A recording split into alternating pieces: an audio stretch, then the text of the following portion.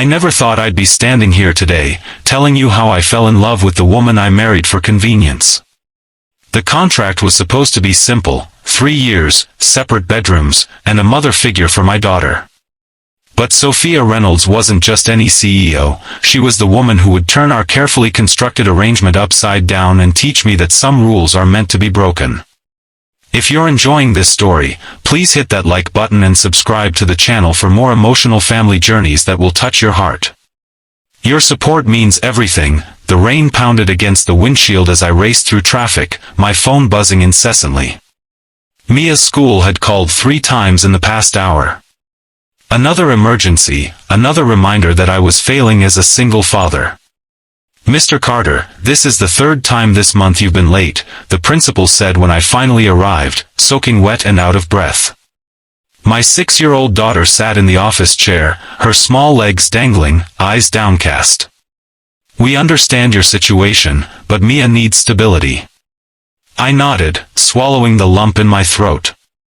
Since Rebecca died 2 years ago, I'd been drowning, working overtime at the architectural firm to keep our heads above water, missing school pickups, forgetting parent-teacher conferences. The sympathetic looks had gradually transformed into concerned frowns. "Daddy, Olivia's mom brought cupcakes for her birthday today," Mia whispered as we walked to the car. Everyone asked why I don't have a mom to bring cupcakes. Her words cut deeper than any knife. I buckled her into her car seat, my hands trembling. "I'm sorry, sweetheart. I know it's hard." That night, after tucking Mia into bed, I collapsed onto the couch, surrounded by past due bills and unanswered emails. My boss had made it clear, either I got my personal life in order, or my career advancement would stall indefinitely. The promotion I desperately needed was slipping through my fingers. My phone lit up with a text from my best friend, Marcus. "How's the world's most stressed out dad?" I called him immediately. "I'm drowning, man. The school basically threatened to report me to social services if I don't get my act together. You need help, Noah. Have you considered what we talked about?" The arrangement he'd suggested weeks ago seemed absurd then. Now, it felt like my only option. "Your cousin's friend, the one who needs the green card, is she still interested?" "Sophia?" "Yeah. Her visa expires in 3 months. She's desperate." I took a deep breath. Set up the meeting. The cafe was bustling with Saturday morning patrons when I arrived, Mia's hand clutched tightly in mine. Marcus had described Sophia Reynolds as intimidating but decent, which hadn't prepared me for the woman sitting at the corner table. She wore a crisp white blouse and tailored black pants, her dark hair falling in soft waves around her shoulders. Even seated, I could tell she was tall. When she spotted us, her expression remained neutral, calculating. "Mr. Carter," she said, extending her hand. Her voice carried the faintest hint of an accent. "And this must be Mia." Mia hid behind my leg, peering up at the stranger who might become her stepmother. "Please, call me Noah," I said, sliding into the seat across from her. "Thank you for meeting us." Sophia nodded, her emerald eyes assessing. "Marcus explained your situation. I believe we could help each other." For the next hour, as Mia colored quietly beside me, Sophia and I discussed the terms of our potential arrangement with the clinical precision of a business deal. She needed American citizenship to continue running the U.S. branch of her family's tech company. I needed a stable home life to keep my daughter and save my career. 3 years, she said. That's how long we would need to stay married for my citizenship to be secure. I would move into your home, help with Mia, present as your wife for all public appearances. In return, you sponsor my green card. And after 3 years? We divorce amicably. I'll provide a generous settlement to compensate for your trouble. I studied her face, searching for any sign of warmth or compassion. And what about Mia? She needs more than just someone going through the motions. Something flickered in Sophia's eyes, perhaps offense, perhaps understanding.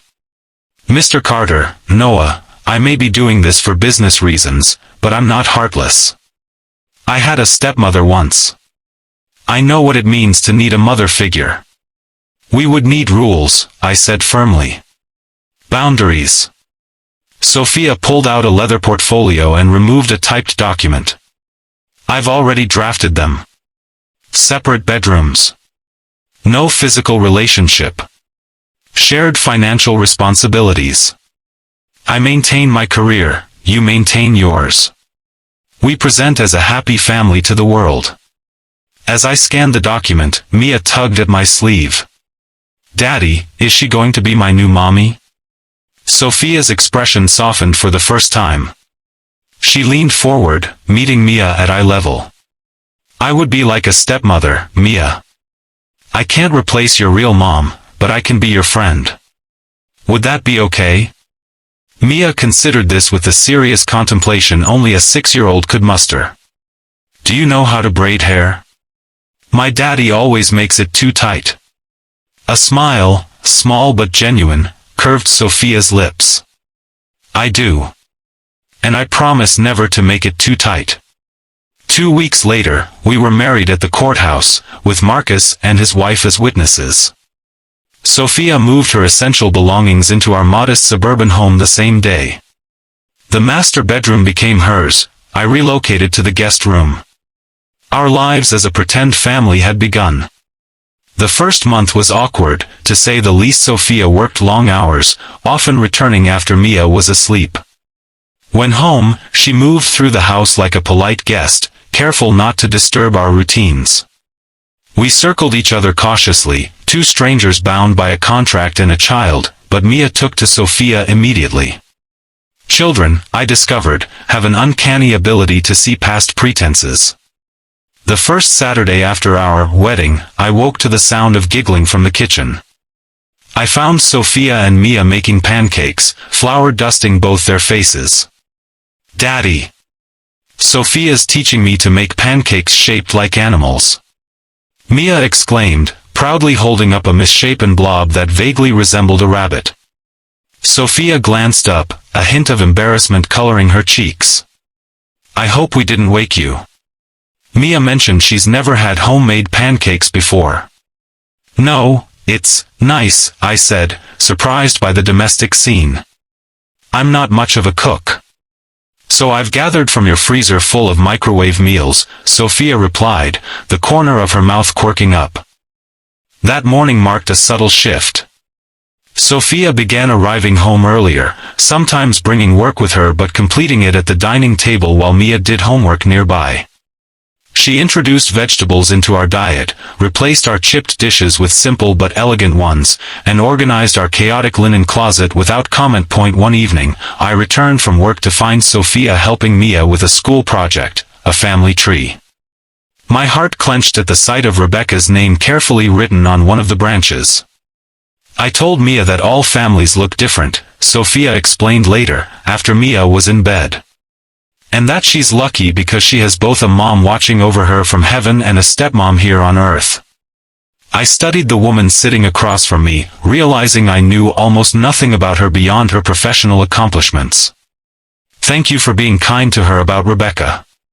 Sophia nodded, her usual composure slipping for a moment. My mother died when I was 12. My father remarried quickly, for business reasons, much like us. My stepmother made it clear I was an inconvenience. I would never do that to a child. It was the first personal detail she'd shared, a glimpse behind the carefully constructed facade. I'm sorry about your mother, I said softly. It was a long time ago. She stood abruptly, gathering her work papers. Good night, Noah. As the weeks turned to months, our choreographed dance became more natural. Sophia's presence brought structure to our previously chaotic household. Mia thrived with the consistency, homework completed before dinner, bedtime stories, clothes laid out the night before. The calls from school stopped. My boss noticed my improved focus and put me back on track for promotion. For her part, Sophia seemed to relax incrementally.